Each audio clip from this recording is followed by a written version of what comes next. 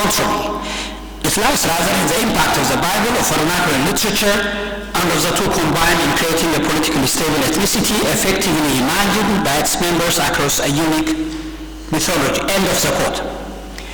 The substance of this presentation, as far as high Middle Ages of Ethiopia are concerned, is correct and can be supported by plenty of evidence. The mythology connected and served as a foundational document to four components of society and polity. As it has been underlined by scholars repeatedly over the past century, the mythology was a document to create, par excellence, legitimacy to the dynasty of Yukonamlak. But there is another side to it that is not so often discussed, but that Hastings points to, even if he comes into the field from a specialization that's as far away as can be, the social class of Deptera, whose political function is to teach, diffuse, and defend the veracity of the national epic. But then there were social groups within the highest nobility who also based their claims to privilege and power on their descent from the elite of Israel, the class of Levites, and the aristocracy of the various provinces. This nationalism, pretty much like all the other nationalisms, both modern and medieval, was grounded in a clear sense of territoriality, an essential aspect of the phenomenon that Hastings does not, however, bring out. The Ethiopians of the High Middle Ages knew what they meant in geographical terms when they mentioned Ethiopia. To give some examples, one can begin with the hagiography of Abuna Yonas of Pur, a 15th century saint. In his early life, he went to Damot, which was, according to the hagiographer, the age of Ethiopia. And on another occasion, the hagiographer placed Ethiopia on the same level as Egypt or Jerusalem. The hagiographer narrates that one of the disciples of Abuna Yonas refers to all the teachers of Ethiopia, to mean the whole country. The hagiographies of the 15th century Stephanites clearly differentiate provinces and districts as constituent parts of Ethiopia. The maps on Ethiopia showing provinces, major rivers, and trade routes that were made in Italy by Fra Mauro, Mappo Mondo 1460, and by Zorzi in the 16th century, drew on oral information from pilgrim monks who passed through Venice. And these maps are remarkably accurate for their day. Finally, Abba Gorgorios can be cited as yet another example. He contributed to the making of the Ethiopian map, which Jörg Ludolf included in his book, showing the provinces of Ethiopia as they existed at the beginning of the 16th century. The accuracy is very remarkable.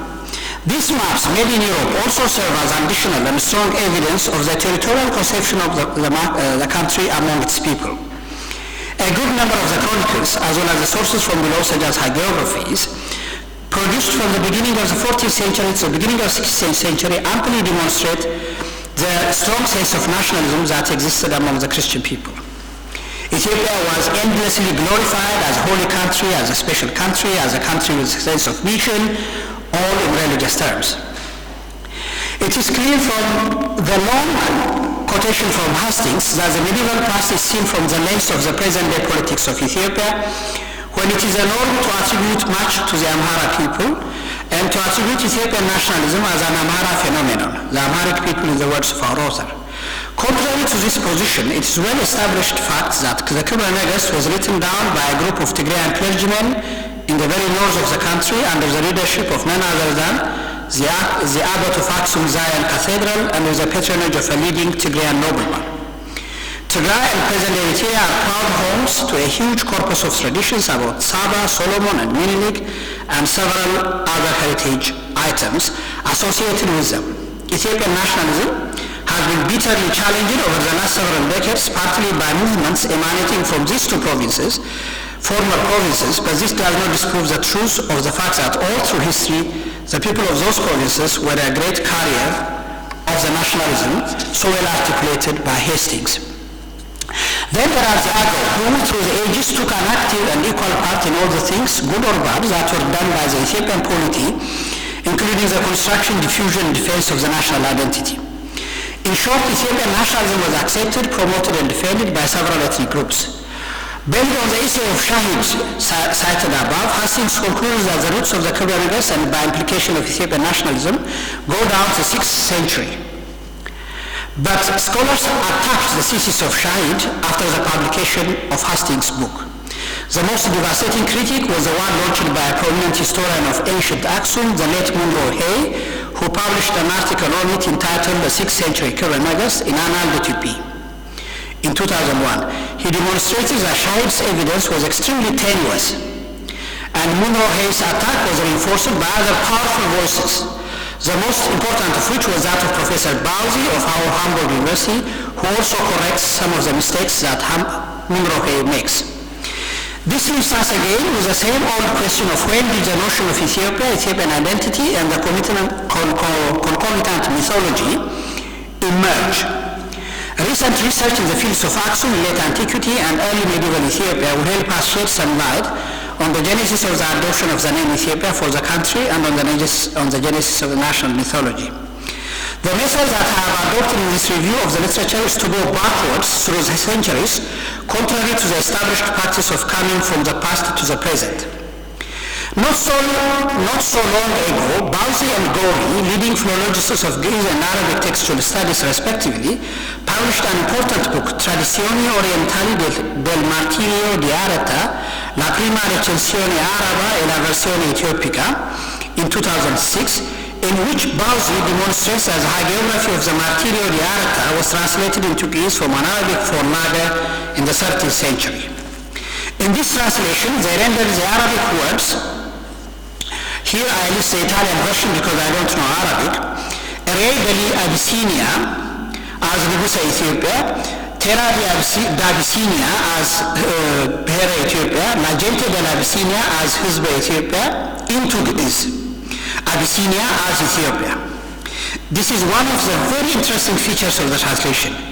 Nowhere in the book did the translators use the expression Habash, land of the Habash, king of the Habash, or Habasha, or any other related term. Yet this related translation is not an isolated case. One can cite several translations from Arabic to the High Middle Ages in which in the same manner terms such as Habasha or Habash, land of the Habash, king of the Habash, or any other related term were invariably rendered into Ethiopia, Behere Ethiopia, king of Ethiopia. This demonstrates more than abundantly that the Ethiopians of the 13th century and of the High Middle Ages did not want their country to be called Habash. They preferred very clearly that their country should be known by the name of Ethiopia. This was in sharp contrast to the situation in the kingdom of Aksum in late antiquity. Then they used Habashat, or Habasha and Abyssinia are corruptions of this term, as one of the names of their country. It was the name of one of the peoples who migrated into ancient Aksum in the centuries before the birth of Christ. We have additional evidence that in the 12th century, the polity of the church called the country Ethiopia in the colophon that was left behind by the Metropolitan Michael in the Gospel book of Amba Michael Church in Tigray. He stated that he was the Papas the Ethiopia, the Metropolitan of Ethiopia, again in contrast to bishops of late antiquity who called themselves Papas the Aksum, Metropolitan of Aksum. Researchers such as Gigar Tesfaye, Emmanuel Fritsch, Michael Gervers, and recently Claire Bosk-Tisse have closely examined several altars, Membaratabot of the Lalibela churches, and they have catalogued, described, and analyzed them. These altars are dated to the late 12th and early 13th centuries. The altars provide solid evidence to the presence of the Tabot in Ethiopian churches in the 2 centuries dominated by the Zagwe dynasty. There is another widely quoted witness to the presence of the Tabot in the country in the 12th century. This was the Armenian Abu Salih, and I would also like to quote him. The Abyssinians possess also the Ark of the Covenant, in which are the 2 tablets of stone inscribed by the finger of God, with the commandments which he ordained for the children of Israel. The Ark of the Covenant is placed upon the altar, but is not so wide as the altar, and the Ark is attended and carried by a large number of Israelites who descended from the family of the prophet David, who are white and red in complexion. End of quote. This widely quoted passage has been the subject of different interpretation. Graham Hancock, in his best-selling account of the subject for the Ark of the Covenant, entitled The Sign and the Seal, takes this as an indication for the presence of the Mosaic Ark of the Covenant, while historians such as Tabitha Tamrat and Philipson do not give Abu Salih much weight as an evidence apart from his value of being the earliest reference to the Tabot in written sources. Munro Hay, on the other hand, went out of his way to prove that the statements of this external witness to the presence of the Mosaic Ark cannot be taken as an evidence for the existence of the sacred object on Ethiopian soil. What Munro Hay misses is the fact that whatever the case could be for the ancient Israelite sacred object, this testimony can be taken as reliable evidence that the Ethiopians of the early 12th century indeed believed that the Ark existed in their country and that they used it as an item of worship. And this testimony further enriches the internal material evidence drawn from the altars of the Lalibela churches. An equally interesting testimony of Abu Salih concerns what he says about the priestly class who claim descent from the Levites of Israel. All of this, though fragmentary, points to the prevalence of the mythology in the 12th century, which was also reflected in the firm adoption of the name Ethiopia for the country. To get an earlier source, we have to leapfrog to the 10th century, for which there is an external testimony, which is supported by solid evidence from the country. It comes from Sawirus ibn al-Mukafa, who writes sometime in the first half of the 10th century in his History of the Patriarchs of the Egyptian Church that, I quote, Al-Habasha is a vast country, namely the kingdom of Saba, from which the queen of the south came to Solomon, the son of David the king. This witness is very interesting because he quotes Makda, the queen of the south, very much in the sense that the Kuranegas calls her. Moreover, it is clear in the mind of Sawirus that Saba is the name of the kingdom rather than, as later generations of Ethiopians, and following them scholars made it, the name of the queen. And finally, it shows that the mythology was so well established that it had reached the ears of this Egyptian chronicler of the Coptic Patriarchate. Is this external evidence supported by an internal source? Indeed, it is, as recent research carried out by Fritsch amply demonstrates. Fritsch examines and describes altars in a number of churches in Tigray. Dugum and Gunda Farasandase can be taken as the best examples. These two churches have also gotten the attention of archaeologists. Philipson dates them to somewhere between the end of the 7th and the 10th century. The conclusion follows logically from these two sources some of the central elements of the mythology. The Tabot were already there in the period from the 8th to the 10th century. Thus, the mythology enshrined the Kuranegas can be traced with a considerable degree of certainty to the 8th century, to the period between the 8th and the 10th century. Both archaeologists and historians of late antique Aksum agree that the Aksumite era comes to an end sometime in the 7th century. And either in this or in the next century, the kingdom moved its capital to the south to the settlement that was called Kubar by Arab writers of the epoch. So far, no attempt has been made, to the best of my knowledge, by scholars to identify the location of Kubar. Only suppositions and speculations are forwarded.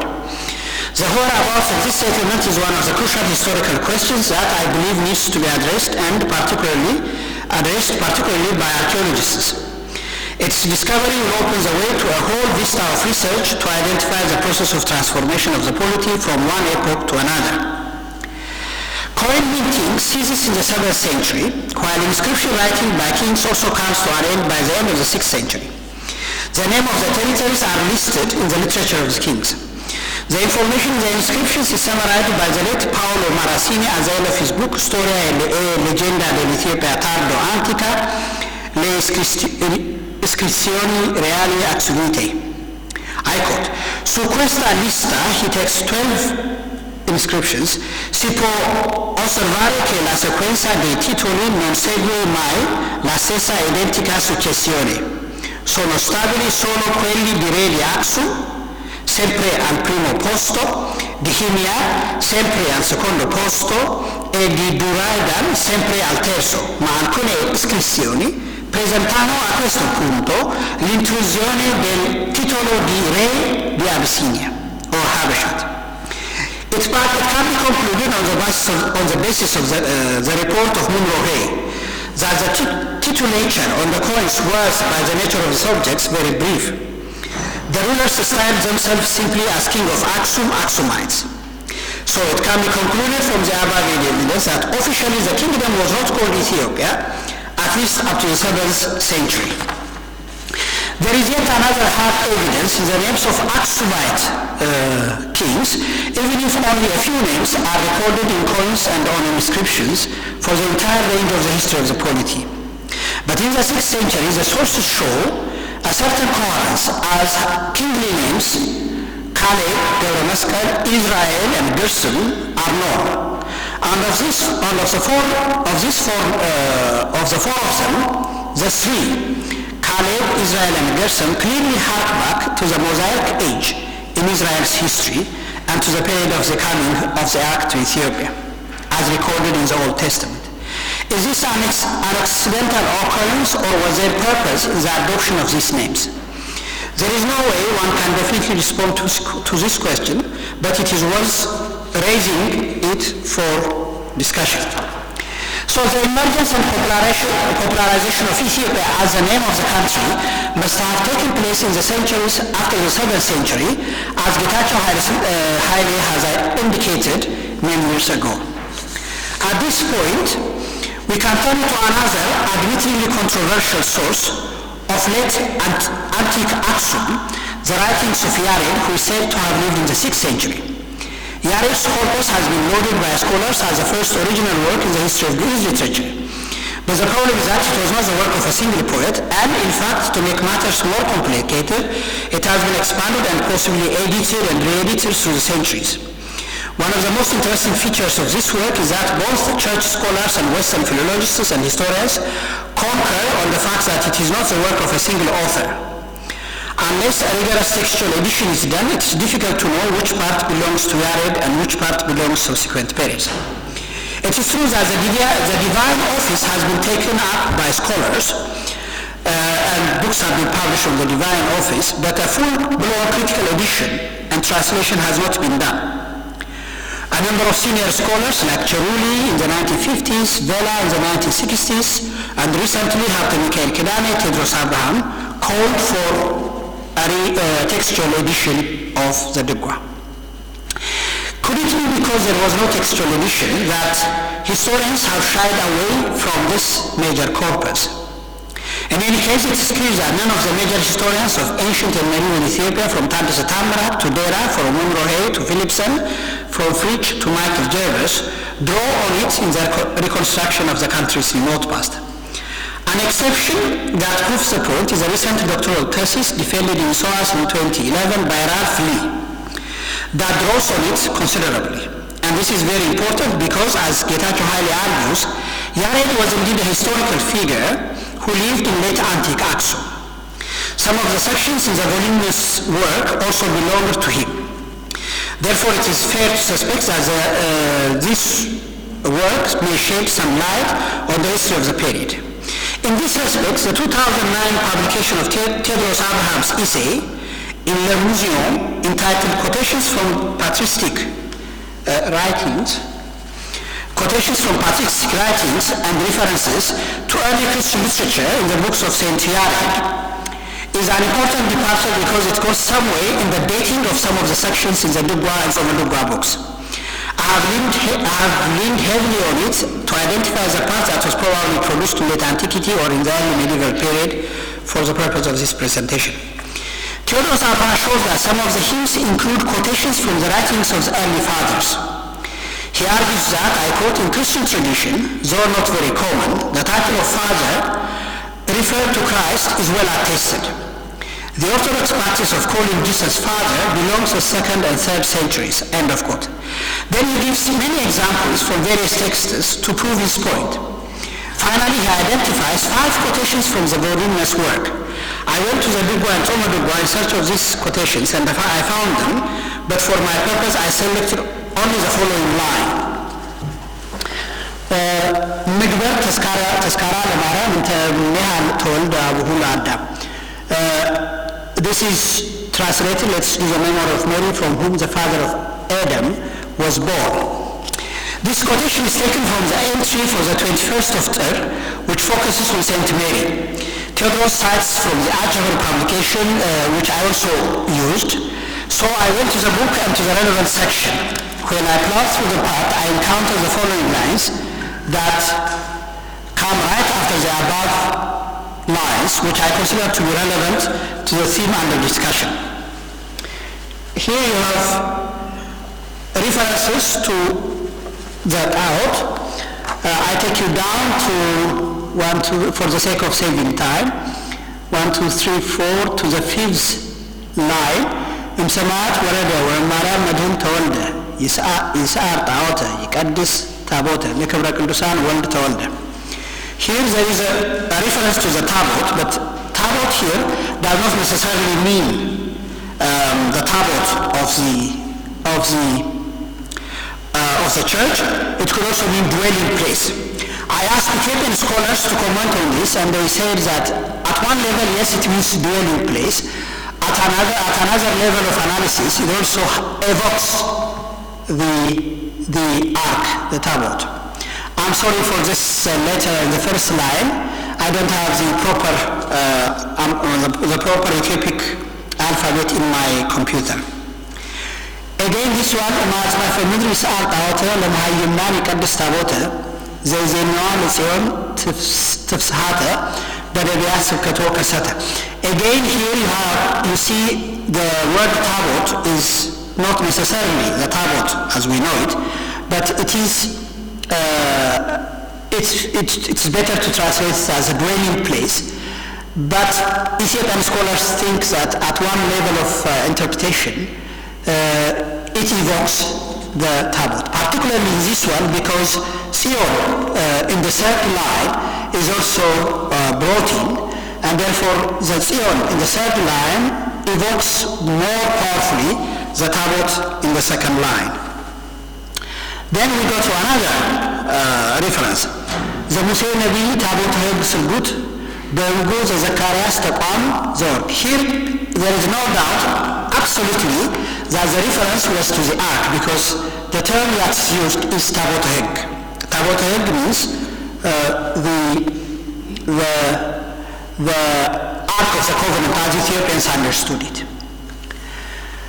The last quotation that I have is from, again, this ancient work. نيا سنايت ونيا عدام تابوت هنقول إجابير وكما زي انسحال لبيت كريستيان. I'm sorry, I don't have a letter between the word Hinseha. And then as you go down the last line, Emmanuel Sion is also brought in. Here again, Sion and Tabot the Ark are, Zion and the Ark are brought together in this poetry.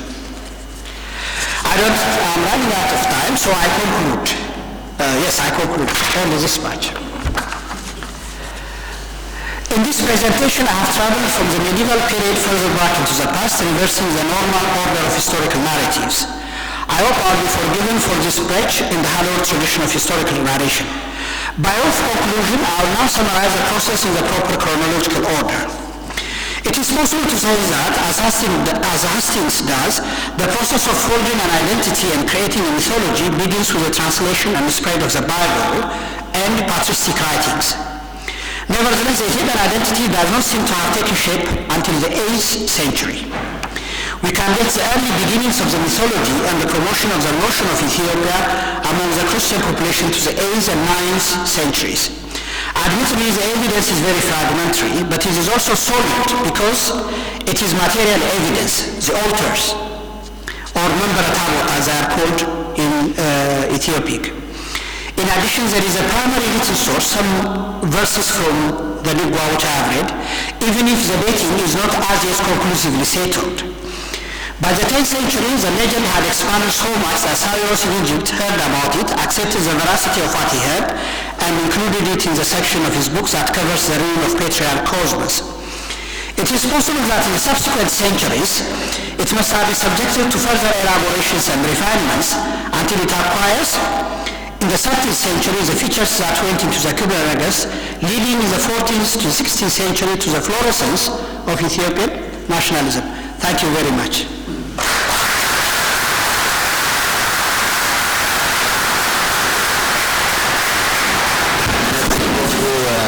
professeur Shifra Bekele pour cette exposition si riche et qui a montré encore une fois les relations entre la Méditerranée, en particulier la culture grecque, et le centre du continent africain. Ça a été très, très intéressant. Maintenant, on passe à la présentation suivante et je donne la parole à M. Jean-Luc Fournet du Collège de France qui nous dira sur les textes bilingues dans l'Égypte byzantine, typologie et fonction. Merci, Monsieur le Président. Je voudrais commencer par remercier les organisateurs de... 30 minutes, je vous signale. D'accord. 5 minutes, 3 minutes. Parfait. Parfait. On est dans les temps, on arrive, on correspond maintenant parfaitement au programme. Je voudrais commencer par remercier les organisateurs de m'avoir invité. En plus, dans ce lieu magnifique, c'est la première fois que je vais pouvoir parler avec un palma qui me regarde quasiment, c'est assez impressionnant. Comme le thème est de ces journées, de ce tertius dies academicus, c'est les sources écrites de l'Afrique, et bien, comme vous le savez, ces sources sont souvent bilingues, et c'est le sujet que j'ai choisi de traiter, les sources donc multilingues ou bilingues.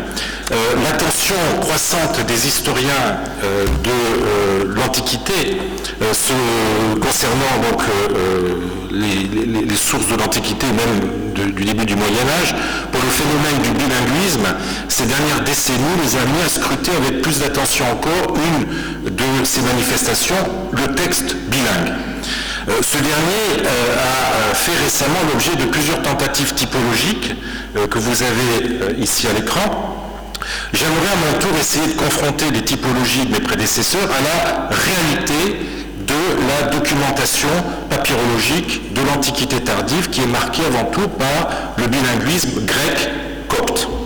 Cela nous amènera à les affiner en même temps que l'analyse typologique en faisant ressortir certains phénomènes du bilinguisme gréco-copte nous poussera à nous interroger sur celui-ci et à certaines de ses spécificités. Alors je bornerai mon propos au multilinguisme gréco-copte dans ses manifestations documentaires, principalement jusqu'au 8e siècle, laissant de côté les sources littéraires qui posent le problème un peu différemment et qui ont, je dois dire, le gros inconvénient de ne pas permettre toujours une bonne contextualisation historique du fait de leur datation et de leur provenance souvent approximative.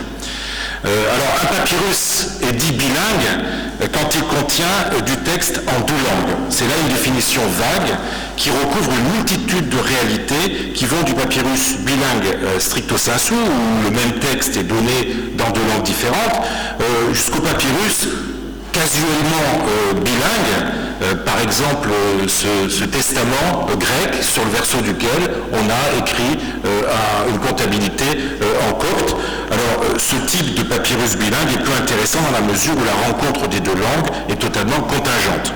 Donc je laisserai de côté pour prendre en considération que les unités documentaires bilingues dues au même individu, donc je ne parlerai pas des textes qui sont écrits dans des langues différentes par plusieurs individus.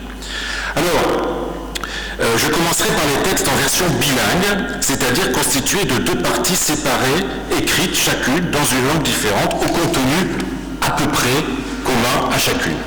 C'est le type de bilingue auquel on pense instinctivement, sous l'influence peut-être des exemples célèbres qui ont façonné un peu notre imaginaire concernant le bilinguisme de l'Égypte, comme la pierre de Rosette, ou, document moins connu, la dédicace trilingue, hiéroglyphe latin-grec, du préfet Cornelius Gallus au temple de Philae. Or, ce type de texte bilingue, qui se comprend dans le cadre particulier de l'intégration des sanctuaires païens au paysage politique de l'époque hellénistique et du Haut Empire romain, ce type de texte bilingue est inexistant dans le domaine gréco-copte. Pour en rester aux documents épigraphiques, nous n'avons pas d'exemple d'affichage public à la fois en grec et en copte. Alors, pour ce qui est de l'épigraphie privée, les exemples sont rarissimes. Ainsi, cette inscription funéraire de Der Abou Emis, près d'Antinopolis, qui est gravée à l'entrée d'un complexe liturgique, alors d'une part, de part et d'autre, d'une croix, se trouve à gauche la version grecque et à droite la version copte d'une épitaphe du moine Papias, fils de Méliton. Vous avez les versions à l'écran. Les deux versions correspondent, à ceci près que la copte est un peu plus longue du fait de l'invocation finale à la Trinité. C'est un cas tout à fait exceptionnel qui doit certainement se justifier en raison de la personnalité du défunt, puisqu'il est, nous dit-il, un isorien. Il avait peut-être demandé avant de mourir qu'on accompagne l'épitaphe copte d'une version dans la langue de son pays d'origine. On notera d'ailleurs que c'est la version grecque qui est en premier par rapport à la copte. Alors, j'ai cherché d'autres exemples. Je pourrais citer le cas, par exemple, de ce graphito, de ce double graphito en grec et en copte. Je suis désolé, le copte n'est pas passé, mais c'est pas grave, vous avez la traduction dessous, que l'on trouve au temple de Der el-Médinée. Mais en fait, il s'agit de deux graffitis, ou de deux inscriptions, l'une à l'ocre rouge, l'autre incisée, et qui se trouvent dans deux parties différentes du temple. Donc ce n'est pas réellement un texte bilingue, ou alors c'est un texte bilingue dissocié. Alors dans l'ordre de la papyrologie, on constate la même absence de documents en version bilingue. Alors certes, on ne s'attend pas à ce type de texte dans la documentation privée. Une lettre, par exemple, n'avait pas de raison d'être envoyée en deux versions, ni une comptabilité d'être rédigée en deux versions. De même, un contrat devait être a priori rédigé dans une seule langue, à savoir, avant l'époque arabe, dans la seule langue qui était vraiment acceptée, reçue du point de vue juridique, qui était le grec. Soit, ultérieurement, à la conquête arabe, dans celle choisie par les deux parties, qui pourrait être le grec, le copte ou l'arabe. Si la documentation de nature privée échappe au phénomène du texte bilingue strict, qu'en est-il de celle relevant du domaine public ? Dans un pays bilingue, avec une administration grecque et une population majoritairement de langue égyptienne, on pourrait s'attendre, pour notre époque, à des décrets publiés en double version, à l'instar de celui que conserve de façon épigraphique la Pierre de Rosette. Là encore, force est de constater l'absence totale de tel texte. Cela peut être dû partiellement au hasard, puisque nous savons par un papyrus que l'administration byzantine pouvait avoir recours à l'affichage bilingue. Ainsi, un arrêté du duc de Thébaïde du VIe siècle se conclut sur l'ordre que cet arrêté devra être traduit en langue vernaculaire, en langue locale, nous dit le texte, et affiché. Nous n'avons aucun exemple de ce type de document affiché en copte. S'il n'y a pas lieu de douter de leur existence, du fait même de la phrase que vous avez à l'écran, rien ne dit que nous ayons affaire à des documents en deux versions côte à côte. Il est plus probable qu'on ait fait afficher le texte tantôt en grec, tantôt en copte, selon les lieux et en fonction du profil linguistique de la population susceptible de le lire. Alors l'absence de texte bilingue strict gréco-copte doit nous arrêter quelques instants. Elle ne va pas de soi si on considère la période précédente, on a vu le cas de la Pierre de Rosette, et la situation dans d'autres provinces à la même époque. Ainsi, pour prendre le cas de l'ouest de l'Euphrate, les inscriptions bilingues gréco-syriaques ne sont pas rares au IVe, VIe siècle, comme par exemple cette inscription gréco-syriaco-arabe, un des plus anciens textes arabes qui existent, de Zébed, datant de 512, et commémorant la construction d'un martyrion. Dans les documents écrits sur des supports souples, on pouvait aussi avoir recours au principe de la double version bilingue, comme dans cette pétition qui est conservée dans les actes des conciles écuméniques, en l'occurrence le concile de Chalcédoine, de 451, dont certaines souscriptions sont à la fois en grec et en syriaque. Si ce ne fut pas le cas en Égypte, c'est qu'il y avait un trop grand déséquilibre entre grec et copte. Le premier, la langue du pouvoir, le second, celle de la population, qui ne l'utilisait qu'en contexte privé et donc dans des textes qui n'avaient pas lieu d'être bilingues. ne bénéficiant pas, durant l'époque byzantine, puis après la conquête arabe, de cette reconnaissance officielle de l'État, qui lui aurait permis de côtoyer le grec dans certains documents officiels ou dans l'épigraphie d'espace public, eh bien le copte est resté dans l'ombre des rapports privés. Cela ne veut pas dire que l'administration a ignoré le copte. On a vu qu'elle consentait à diffuser certains textes dans cette langue, mais ce dut être rare et se faire surtout à l'échelon villageois, et cela n'impliquait pas nécessairement une publicité de forme bilingue. Durant l'époque byzantine, le grec eut le monopole, avec la conquête arabe. Une seconde langue officielle commença peu à peu à s'imposer, donnant naissance à des documents officiels arabo-grecs, notamment des ordres de paiement, mais le copte reste toujours exclu de ces documents bilingues. Alors le phénomène du bilinguisme documentaire ne se limite pas au cas des textes en double version. Nombreux sont en effet les textes où grec et copte coexistent sans pour autant que l'un soit l'équivalent de l'autre. C'est ce que j'appellerais des textes mixtes. Texte donc où le passage d'une langue à l'autre est régi par le principe de l'insertion ou de l'alternance codique, comme disent les sociolinguistes, code switching, en italien alternanza o alternanze di codice ou commutazioni di codice. Alors, j'en distinguerai trois types.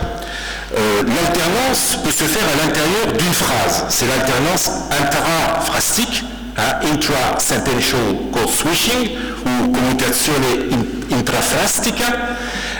Il peut s'agir d'un mot ou d'une expression. Alors je laisserai de côté le problème des mots grecs en copte, autrement dit des emprunts.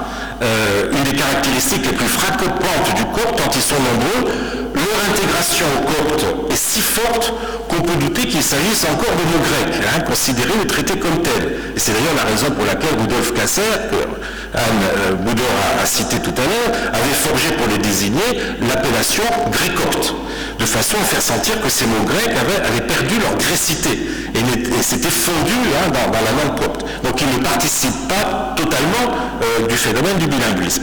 Plus révélateurs sont les syntagmes grecs qui truffent les documents juridiques coptes et qui ne présentent aucune adaptation au copte. Alors j'en cite quelques exemples. Le copte a sauté. C'est terrible, le copte n'est pas pris en compte par les programmes. Mais c'est pas grave, de toute façon, il s'agit, j'avais mis en lettres coptes ce que vous avez juste après en lettres grecques. Donc ça ne pose aucun problème. Donc ce sont des expressions qui sont reprises telles quelles avec des lettres coptes, et comme le copte et le grec étaient écrits dans le même alphabet, j'aurais pu tout aussi bien les mettre en grec. Alors, respect des désignances grecques à des cas ou modes auxquels le copte n'emprunte jamais un substantif ou un verbe grec montre bien que ces séquences étaient ressenties comme grecques et n'étaient volontairement pas assimilées au copte. Alors d'autres scribes préféraient copticiser ces expressions à des degrés variables. Là malheureusement vous ne pourrez pas comprendre ce que j'ai mis dans mon PowerPoint, mais peu importe, vous avez les expressions ont été traduites en copte. Bon. Alors, outre le vocabulaire technique qui justifie le recours à des insertions en grec, on notera la tendance à exprimer l'indiction, c'est-à-dire la date en grec à l'intérieur d'une phrase copte. Alors, je suis désolé, pourtant j'ai utilisé l'Unicode, normalement ça aurait dû passer. On peut l'installer rapidement, comme ça vous pouvez l'entrer. Est-ce que je peux mettre mon ordinateur plutôt? Oui, ça sera plus simple. Je suis désolé. Est-ce que tu as une version PDF? Non, mais j'ai utilisé l'Unicode, donc normalement... Comment? Oui, mais c'est en Unicode. Donc, oui. On peut changer, je crois qu'on peut mettre ici le IFAO. Non, ça va être trop compliqué, On va essayer de faire ça. Et... oui, il faut vous avez le... Ah non. Vraiment, donc, tu l'as... Parce que toi aussi, tu as... Lui, oui, ce serait dommage de vous montrer...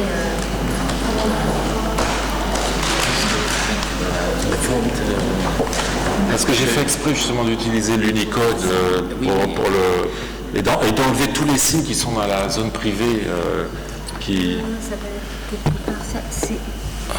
non, c'est de l'autre côté.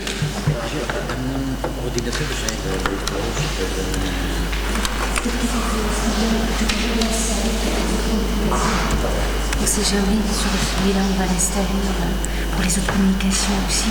Oui, ça sera... Alors ça marche, parfait. Ça marche? Ça devrait. Voilà. Parfait.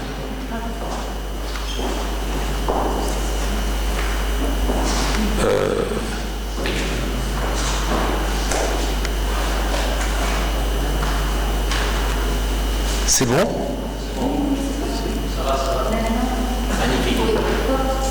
Voilà. Donc voilà, vous avez la version en copte. Alors, je disais que on trouvait aussi dans le cadre de cette alternance intra-phrastique l'utilisation, le recours au grec à l'intérieur d'une phrase pour exprimer l'année, l'indiction. Voici un exemple. Alors, je reviendrai sur ce problème, sur cet emploi qui est systématique dans les textes coptes plus tard. Alors, malgré la tendance croissante à la copticisation de certaines expressions grecques qui attestent le désir d'autonomisation du copte dans le domaine juridique, la forte présence de ces syntagmes grecs dans les documents est l'indice d'une très forte dépendance.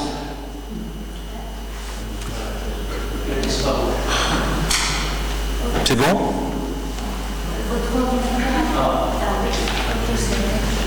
Qu'est-ce qui se passe? La très forte présence de ces syntagmes grecs dans les documents est l'indice donc d'une forte dépendance du copte vis-à-vis du grec. L'écriture copte a été inventée et diffusée après 2 siècles et demi, pendant lesquels la population égyptienne, en dehors des milieux sacerdotaux, n'avait plus à sa disposition d'écriture qui lui soit propre et qu'elle puisse utiliser de façon naturelle dans ses échanges écrits, étant condamnée d'une certaine façon à avoir recours au grec. Tous ceux évidemment qui en étaient capables. Cette nouvelle écriture des Égyptiens emprunte au grec la quasi-totalité de ses signes, ce qui traduit déjà au niveau graphique une dépendance qui est de l'ordre de la consubstantialité. Par ailleurs, la tradition des actes juridiques en langue égyptienne ayant donc été si longtemps interrompue, eh bien le notariat copte n'a pu se développer qu'en imitant la longue et solide tradition du notariat grec, en adaptant au génie de la langue copte le formulaire grec et les cadres juridiques du droit romain. Il est une sorte de greffon du notariat d'expression grecque dont il subit l'influence due à sa plus grande ancienneté, à sa meilleure capacité à rendre les notions de droit romain et plus largement au prestige dont est auréolée la langue grecque. Alors, l'alternance d'une langue à l'autre peut aussi se produire non pas dans le cadre restreint de la phrase, mais d'une phrase à l'autre. C'est l'alternance extraphrastique, commutazione extraphrastica. Voici un exemple de texte copte où le rédacteur passe brutalement au grec en tournant le feuillet du papyrus pour écrire derrière. Alors les motifs pour lesquels il change de langue sont obscurs et témoignent d'un parfait bilinguisme partagé par son correspondant. Alors voici un autre exemple, cette fois-ci épigraphique. Il s'agit d'une rare inscription funéraire qui présente l'alternance d'une partie en grec, mais vraiment en grec, je veux dire pas juste quelques formules banales, et d'une autre en copte. Alors j'ai entouré chaque fois dans mon PowerPoint en bleu la partie grecque de ces documents bilingues. La raison de l'emploi de deux langues dans cette inscription n'est pas claire. Je serais enclin à penser qu'elle est motivée par le message que chacune véhicule et qui ressortit à 2 univers culturels différents. La partie grecque dérive de la liturgie de Saint-Jacques et comme la langue de la liturgie était le grec, il était normal que cette partie fût en grec. La partie copte, elle, se conforme au formulaire habituel de l'épigraphie funéraire traditionnelle de langue copte. C'est aussi celle qui donne les détails les plus concrets, la date de mort de la défunte. Alors, l'alternance peut être aussi extraphrastique, mais dans 2 parties différentes. différentes du même texte. Et cette catégorie n'a peut-être pas été mise assez en valeur par les spécialistes du multilinguisme antique, alors qu'elle est essentielle. Un document, qui soit privé, juridique ou public, suit une structure figée selon des règles assez strictes où la fantaisie personnelle a peu de place. Nous entrons dans le domaine de la diplomatique, qui, quoique placée sous le signe de la Convention, est toujours porteuse de sens. Ce sens résulte de la fonction des diverses parties du discours, qui étaient connotées diversement, et chargées chacune d'un ethos qui lui est propre, et qui pouvait jouer sur l'alternance du code graphique, en utilisant des styles d'écriture différents, ou du code linguistique, alternance capable de rendre plus clairement encore la diversité de ses connotations. Ces alternances s'inscrivent souvent dans le cadre d'opposition ou de différenciation fonctionnelle, et je vais essayer de passer rapidement en revue les principales. Alors, il était d'usage, par exemple, d'écrire au dos du feuillet d'un papyrus quelques mots qui résument le texte contenu sur le recto. Dans le cas d'une lettre, il s'agissait du nom de l'expéditeur et du destinataire. Dans le cas d'un reçu, d'un acte juridique, il s'agit de la nature de la transaction, de sa partie principale et souvent de la somme qui était en jeu. Eh bien, ces endossements étaient très fréquemment écrits en grec quand le verso, lui, était en copte. Je vous donne un exemple avec une vente à terme copte, écrite donc en copte sur le recto, mais le résumé sur le verso, l'endossement, est écrit en grec. Le choix du grec pour l'endossement implique que celui-ci servait de langue de référence. On y avait recours pour la partie visible des documents une fois qu'ils étaient enroulés, partie visible qui, dans le cas d'une lettre, était lue par le porteur de la lettre et par le destinataire, et dans le cas d'un document, servait en quelque sorte de note de référencement pour son archivage privé. Ainsi, alors, autre opposition, partie figée en grec, partie moins formulée en copte. Ainsi, dans une lettre, le prescrit, c'est-à-dire la partie qui donne le nom de l'expéditeur et du destinataire, et la formule de salutation finale, qui joue le rôle de notre signature, puisqu'il n'y avait pas de signature à cette époque, eh bien, sont régulièrement en grec. En tout cas, aux époques où ces parties sont encore présentes. Alors, c'est le cas, par exemple, d'une lettre de Kélis. Vous avez, comme ça, le grec est utilisé au début et à la fin. Et cet usage dure très longtemps, jusqu'après l'époque arabe, enfin la conquête arabe, puisque vous avez ici un ordre de paiement en grec, en copte grec, où le nom de la personne qui écrit, le duc, est donné en grec, tandis que le nom du destinateur et le contenu de l'ordre sont en copte. Et en vertu de l'aura propre au grec et du relief qu'il donne, il était normal, ou il n'était pas anormal, disons, qu'on l'ait utilisé ici pour le nom de l'autorité.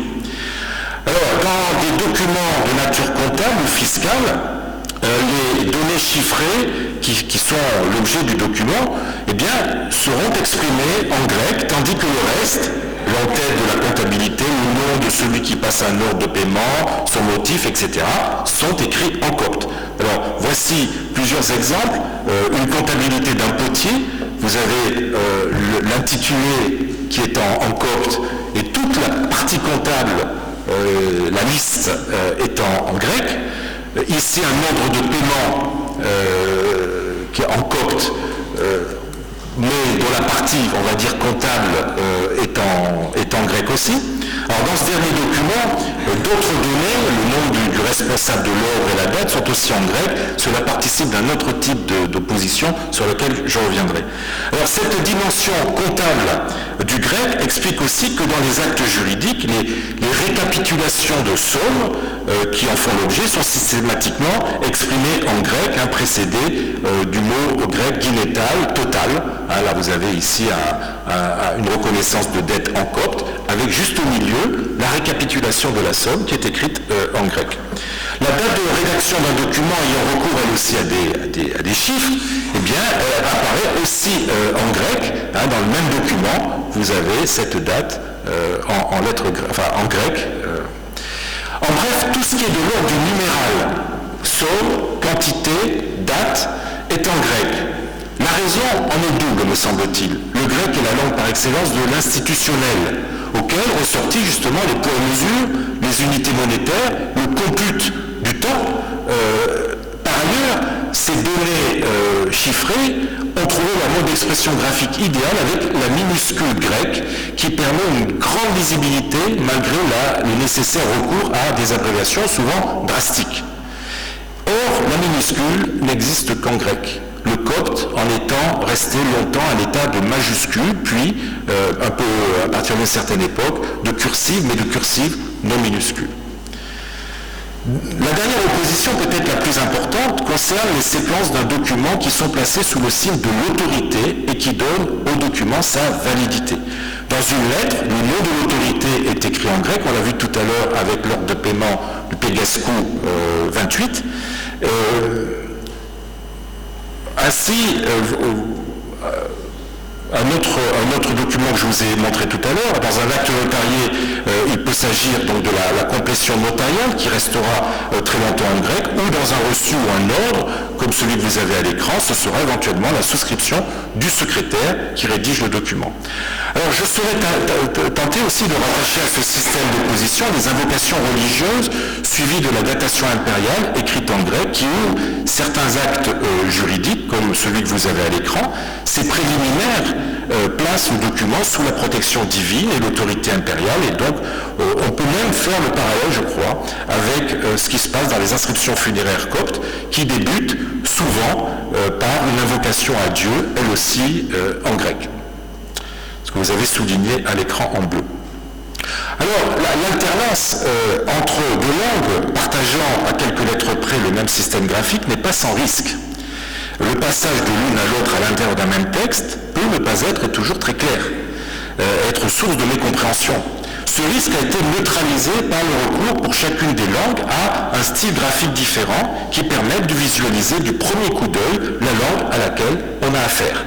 Le copte est écrit dans un style bilinéaire, dans une majuscule, puis ensuite dans une espèce de cursive penchée qui s'oppose chaque fois à la minuscule droite du grec. Et je vous donne deux exemples de documents. Donc un exemple du milieu du 8e siècle où vous avez les insertions en grec qui sont écrites dans cette minuscule droite et qui s'opposent à la cursive copte. Et puis, un exemple encore plus spectaculaire, un texte de 743-744 probablement, la première partie est en grec, en copte, pardon, écrit dans cette cursive légèrement penchée, alors que les parties comptables sont en grec, dans cette minuscule droite.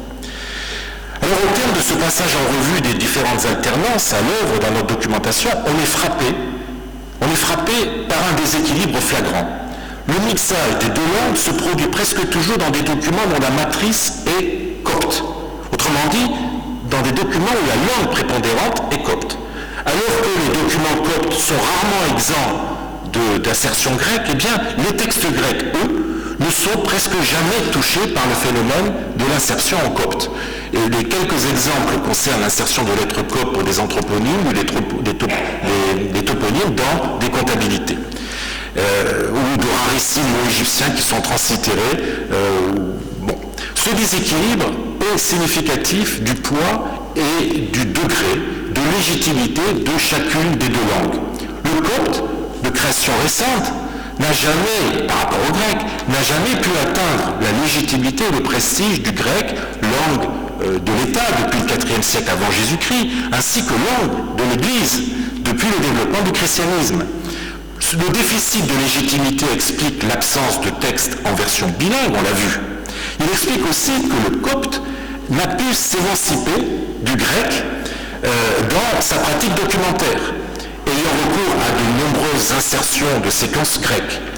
Depuis ses origines,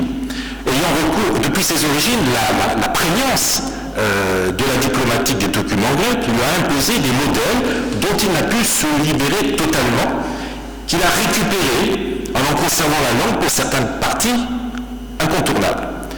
La longue autorité du grec dans le domaine du droit, se parant du prestige de l'héritage romain qu'il a réussi à intégrer assez harmonieusement, a aussi joué un rôle inhibiteur vis-à-vis du copte en ralentissant son émancipation pour la rédaction des documents juridiques et en l'obligeant à avoir recours à l'emprunt ou au calque sémantique.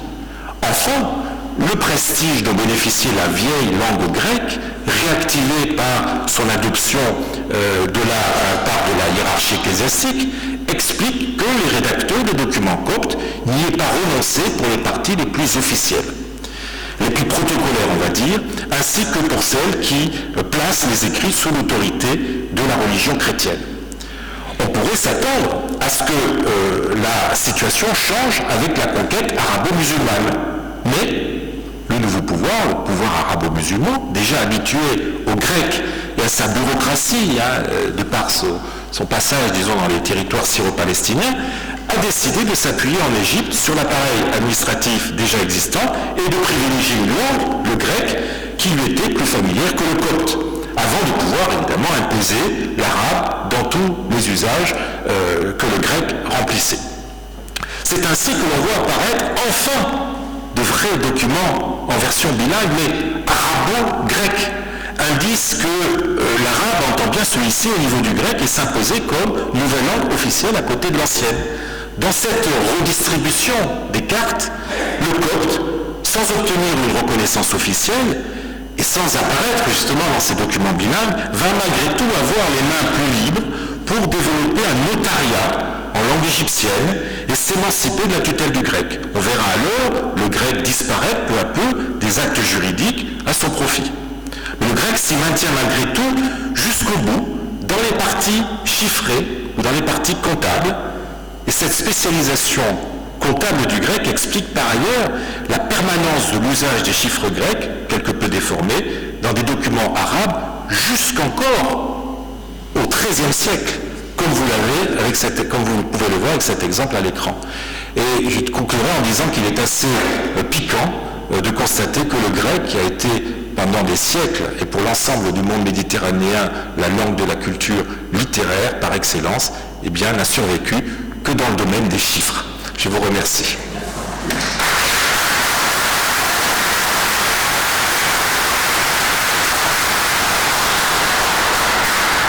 Merci beaucoup pour cette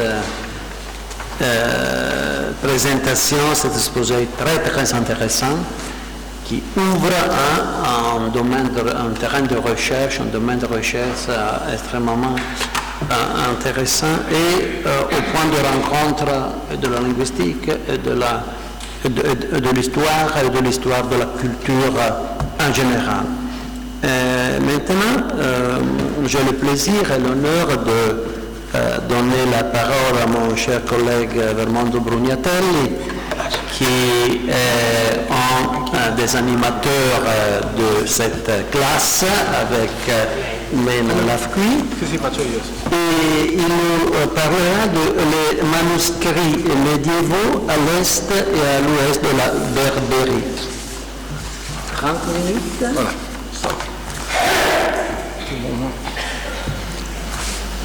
Très bien.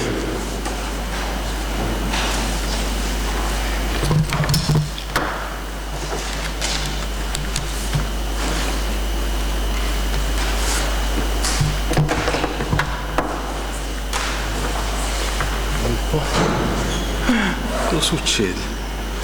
Cosa è successo? Perché fa questa roba? C'est pas normal. C'est coupé. Oh cavolo, di solito fa tutto in automatico. Adesso se devo...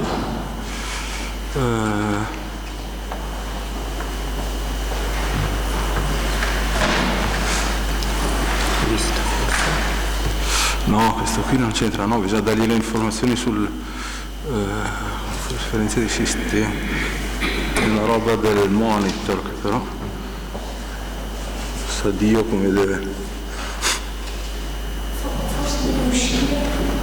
Come? Chiudere e riaccendere? Proviamo.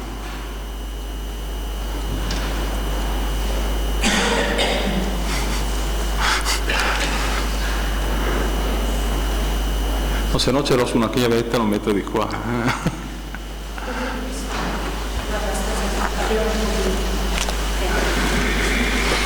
Niente, dove cazzo non so.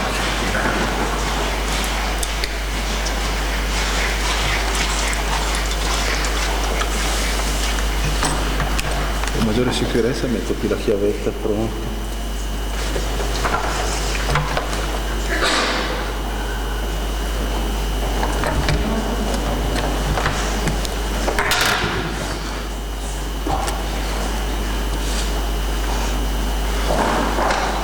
Adesso sembrerebbe vedersi, adesso se devo...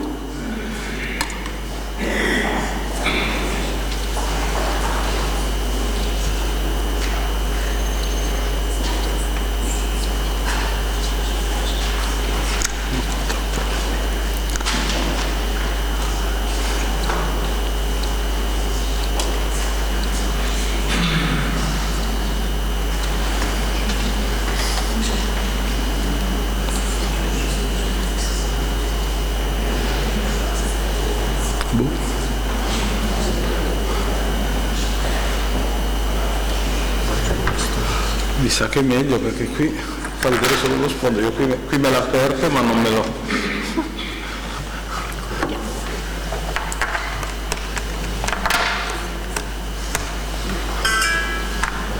Ne avremmo dovuto provare prima, sì.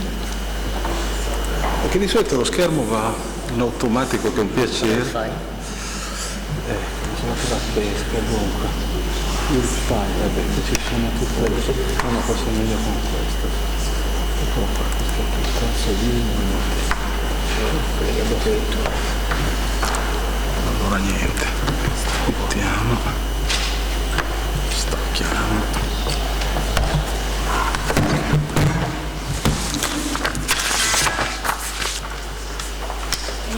Oh, sa, così va bene, sì. C'è un modo per farlo schermo bello grosso, lo schermo grosso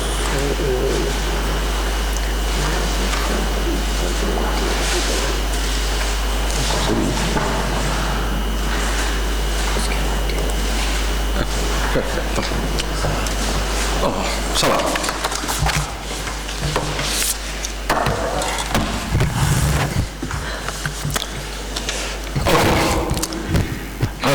Une petite introduction sur le manuscrit en général. Vous savez que depuis longtemps désormais on a... avant de commencer, on risque de l'oublier. Vous savez que ce matin, il était prévu l'intervention de Lionel Galland à propos de Bordel. Lionel Galland, malheureusement, ne peut pas être parmi nous, mais il nous a envoyé des messages très gentils, très sentis, dans lesquels il disait que voilà combien il regrette de ne pas pouvoir être là. Vous savez, il a un âge qui lui permet de bouger assez avec prudence, surtout en hiver, c'est la saison où la santé est plus en danger. Et donc, malheureusement, il ne peut pas être là, mais il regrettait aussi de ne pas pouvoir nous envoyer un texte à lire, parce que le sujet qu'il avait choisi était très intéressant. C'est un sujet sur lequel c'est difficile d'écouter de communication et de communication d'une certaine valeur. Donc, moi aussi, je regrette qu'il ne soit pas là, mais enfin, de toute façon, il salue tout le monde, il remercie les organisateurs et il souhaite le succès de notre rencontre. Et voilà, j'espère qu'il y a quand même plusieurs interventions sur le berbère, donc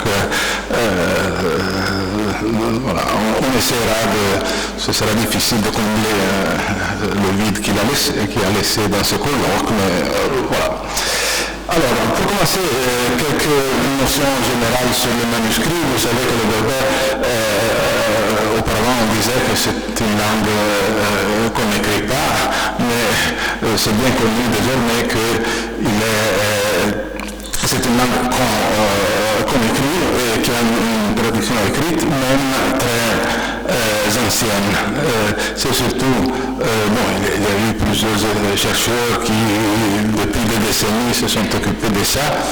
Celui qui a travaillé le plus de façon systématique sur le manuscrit, c'est Van den Bovert, qui est un des membres de notre académie,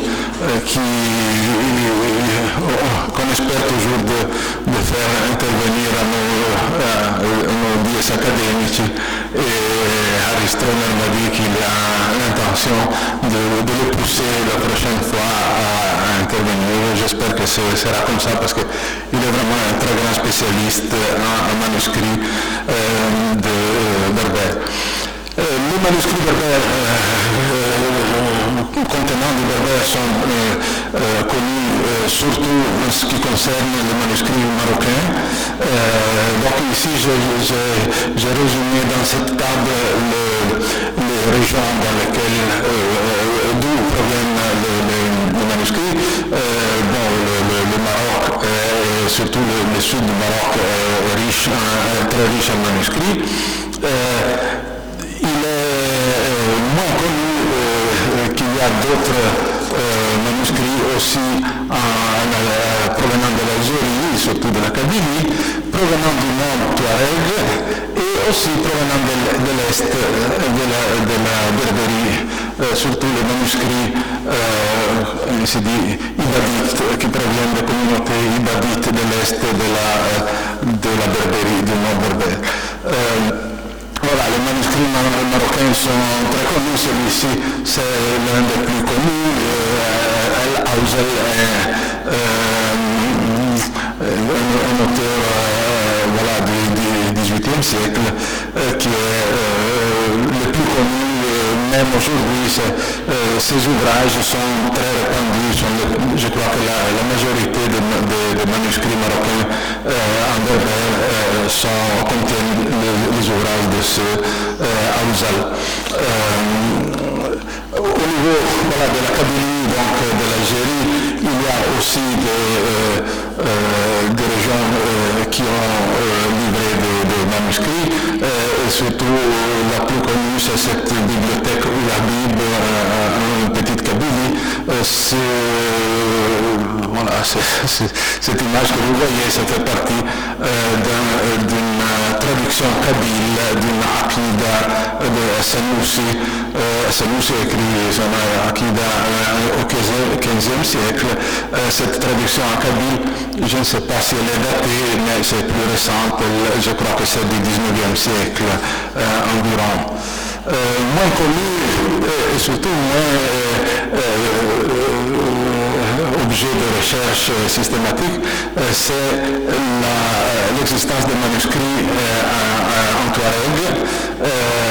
Vous savez, normalement, on dit que les Touaregs ont un système d'écriture particulier, le tifina, mais surtout chez certaines tribus maraboutiques, l'usage de l'écriture arabe aussi est répandu. Et ce qu'on voit ici, c'est il y a très peu d'images de textes de ce type. C'est dans un livre de Norris qui a reproduit. Malheureusement, c'est aussi une image très petite, donc c'est assez difficile de lire ce qu'il y a dedans. Mais de toute façon, on entrevoit ça là, des mots berbères. Il s'agit d'un commentaire en tamashek, donc en langue touareg, toujours de cet auteur Sanoussi, qui est un peu le plus répandu en Afrique du Nord. Et voilà, il estime même que les souks, c'est ceux qui dont ces manuscrits c'est issu. Malheureusement, voilà, les manuscrits touareg sont très mal connus. On sait, il y a beaucoup de manuscrits en arabe, mais comme vous voyez, il y a aussi des matériaux en berbère. Mais je ne sais pas, je n'ai aucune notice de recherche visant à s'occuper de ça de façon systématique. Voilà, on vient à l'est de la Berbérie avec le manuscrit ibadite. Les ibadites sont, comme vous le savez, une fraction des musulmans, une fraction un peu bizarre parce qu'ils n'appartiennent ni aux sunnites ni aux chiites. Les ibadites remontent à l'époque où il y a eu cette scission entre les partisans d'Ali et les autres. Les ibadites étaient des anciens copains d'Ali qui, non n'ont pas partagé sa décision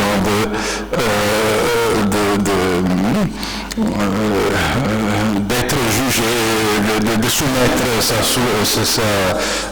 sa position, sa place de commande au jugement humain au lieu du jugement de Dieu, c'est-à-dire à la bataille. Les Ibériques, jadis, dominaient une grande partie de l'Afrique du Nord. Après l'arrivée des Fatimides, l'État ibadite s'est effondré et il n'y a que de petites communautés, surtout dans les trois localités que vous voyez ici, le Mzab en Algérie, l'île de Gerba en Tunisie et le Jebel Nefoussa en Libye. Il y a aussi une petite communauté à Zouara sur la côte libyque, presque à la frontière avec la Tunisie.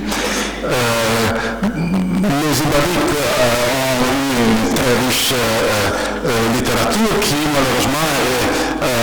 malheureusement pour le berbérisant évidemment, qui a été en grande partie traduite en arabe. Donc on connaît beaucoup d'ouvrages dont l'auteur était un berbère qui avait été conçu et écrit en berbère, mais avec le temps,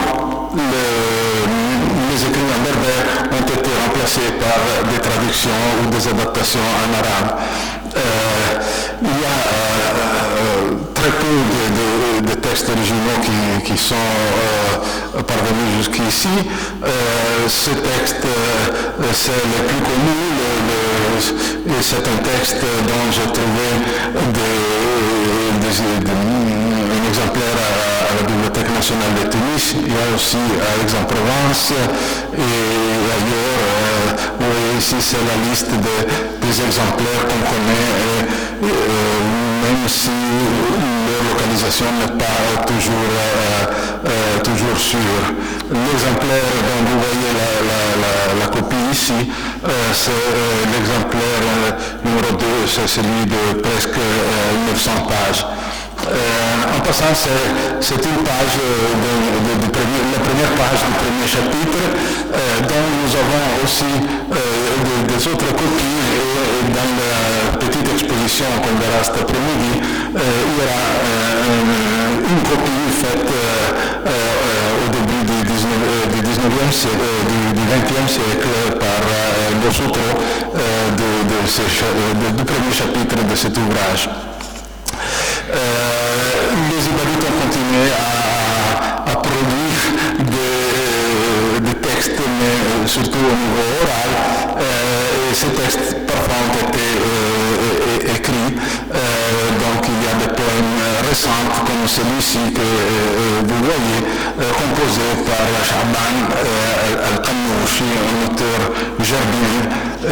C'est un texte dont il y a plusieurs rédactions écrites que je suis en train d'étudier. Le berbère, à part le Kitab al-Barbaïa, ce texte dont on va parler encore après, le berbère est connu surtout du Moyen-Âge de ces régions, est connu surtout à travers des ouvrages en arabe qui ont gardé ça et là des phrases, des courtes citations en berbère, comme celle que vous voyez ici dans un ouvrage historique de Bartouri, un ouvrage qui a été publié, je ne sais pas s'il y a aussi une publication en papier, mais c'est un ouvrage que l'on trouve en ligne par les soins de Tawalt, une association culturelle qui s'occupe beaucoup surtout de la littérature ibadite. D'autres textes étaient connus, ce texte a été publié assez récemment. Précédemment, on connaissait d'autres auteurs dont les phrases ont été étudiées par plusieurs auteurs déjà à partir de Bassé, El-Baïdaq et le texte anonyme du Kitab al-Ansab. Mais il y a beaucoup d'autres ouvrages et notre collègue Mouak va nous parler aussi dans une des prochaines séances de cette journée, de ce 10. Donc, on va nous parler des éléments berbères, surtout de l'onomastique, si j'ai bien compris. Mais, en effet, beaucoup de textes contiennent du berbère. Comme curiosité, je vais citer aussi cet autre texte qui n'est pas très connu, qui a été publié par Gast en 1973. C'est un texte en arabe qui parle d'une chronique de ce qui est arrivé à Ibn Salah. On va citer entre autres une certaine Tilhinan, on ne sait pas si c'est la mythique Tilhinan dont parlent les légendes Touareg, une certaine Tilhinan dont le nom est rapporté aussi bien en arabe que vous voyez ici en Tifila, donc en alphabet Touareg. C'est un document assez bizarre que l'on trouve.